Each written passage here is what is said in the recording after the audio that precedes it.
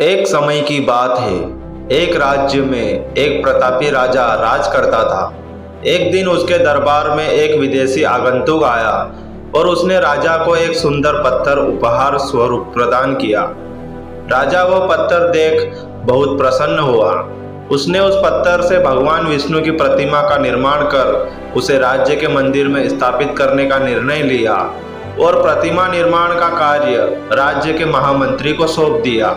महामंत्री गांव के सर्वश्रेष्ठ मूर्तिकार के पास गया और उसे वह पत्थर देते हुए बोला, महाराज, मंदिर में भगवान विष्णु की प्रतिमा स्थापित करना चाहते हैं। 7 दिवस के भीतर इस पत्थर से भगवान विष्णु की प्रतिमा तैयार कर राजमहल पहुंचा देना। इसके लिए तुम्हें 50 स्वर्ण मुद्राएं दी जाएगी। 50 स्वर्ण मुद्राएं की बात सुनकर मूर्तिकार खुश हो गया और महामंत्री के जाने के उपरांत प्रतिमा का निर्माण कार्य प्रारंभ करने के उद्देश्य से अपने औजार निकाल लिए। अपने औजार में से उसने एक हथौड़ा लिया और पत्थर तोड़ने के लिए उस पर हथौड़े से वार करने लगा, किंतु पत्थर जस का तस रहा। मूर्तिकार ने हथौड़े के कई वार पत्थर पर किए, किंतु पत्थर नहीं टूटा। 50 बार प्रयास करने के उपरांत मूर्तिकार ने अंतिम बार प्रयास करने के उद्देश्य से हथौड़ा उठाया, किंतु यह सोचकर हथौड़े पर प्रहार करने के पूर्व ही उसने हाथ खींच लिया कि जब 50 बार वार करने से पत्थर नहीं टूटा तो अब क्या टूटेगा। वह पत्थर लेकर वापस महामंत्री के पास गया और उसे यह कह वापस करवाया कि इस पत्थर को तोड़ना नामुमकिन है, इसलिए इससे भगवान विष्णु की प्रतिमा नहीं बन सकती। महामंत्री को राजा का आदेश हर स्थिति में पूर्ण करना था, इसलिए उसने भगवान विष्णु की प्रतिमा निर्मित करने का कार्य गांव के एक साधारण से मूर्तिकार को सौंप दिया। पत्थर लेकर मूर्तिकार ने महामंत्री के सामने ही उस पर हथौड़े से प्रहार किया और वह पत्थर एक बार में ही टूट गया। पत्थर टूटने के बाद मूर्तिकार प्रतिमा बनाने में जुट गया। इधर महामंत्री सोचने लगा कि काश पहले मूर्तिकार ने एक अंतिम प्रयास और किया होता तो सफल हो गया होता और 50 स्वर्ण मुद्राएं का हकदार बनता। इस कहानी से हमें यह सीख मिलती है, मित्रों, हम भी अपने जीवन में ऐसी परिस्थितियों से दो चार होते रहते हैं।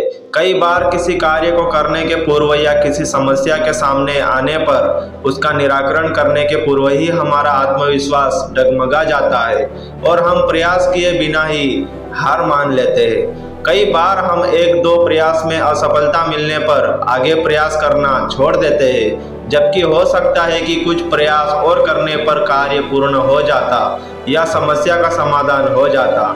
यदि जीवन में सफलता प्राप्त करनी है तो बार बार असफल होने पर भी तब तक प्रयास करना नहीं छोड़ना चाहिए जब तक सफलता नहीं मिल जाती। क्या पता जिस प्रयास को करने के पूर्व हम हाथ खींच ले वही हमारा अंतिम प्रयास हो और उसमें हमें कामयाबी प्राप्त हो जाए। दूसरी कहानी, एक प्रोफेसर क्लास ले रहे थे। क्लास के सभी छात्र बड़ी ही रुचि से उनके लेक्चर को सुन रहे थे।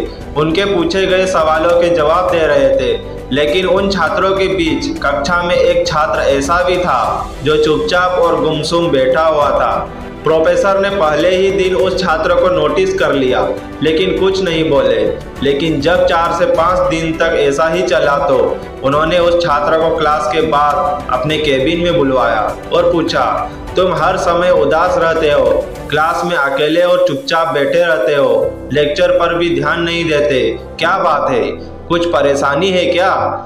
सर, वो छात्र कुछ हिचकिचाते हुए बोला, मेरे अतीत में कुछ ऐसा हुआ है जिसकी वजह से मैं परेशान रहता हूँ, समझ नहीं आता क्या करूँ। प्रोफेसर भले व्यक्ति थे, उन्होंने उस छात्र को शाम को अपने घर पर बुलवाया। शाम को जब छात्र प्रोफेसर के घर पहुंचा तो प्रोफेसर ने उसे अंदर बुलाकर बैठाया, फिर स्वयं किचन में चले गए और सिंकजी बनाने लगे। उन्होंने जानबूझकर सिंकजी में ज़्यादा नमक डाल दिया। फिर किचन से बाहर आकर सिंकजी का गिलास छात्र को देकर कहा, ये लो सिंकजी पियो। छात्र ने गिलास हाथ में लेकर जैसे ही एक घूंट लिया, अधिक नमक के स्वाद के कारण उसका मुंह अजीब सा बन गया। यह देख प्रोफेसर ने पूछा, क्या हुआ? सिंकजी पसंद नहीं आई?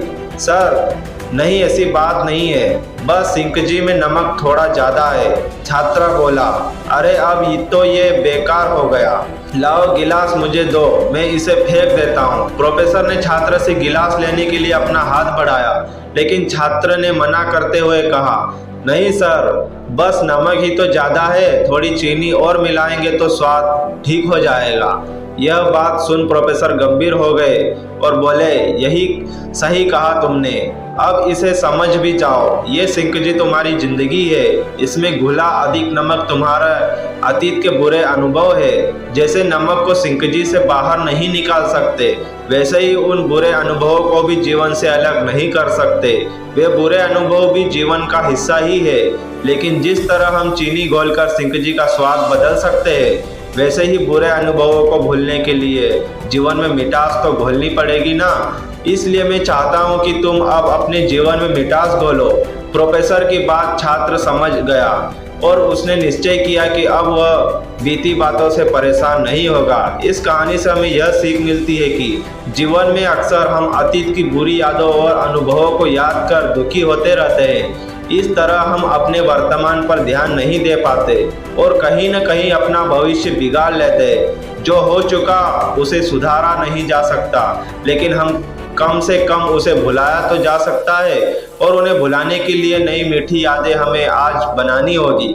जीवन में मीठे और खुशनुमा लम्हों को लाइए, तभी तो जीवन में मिठास आएगी।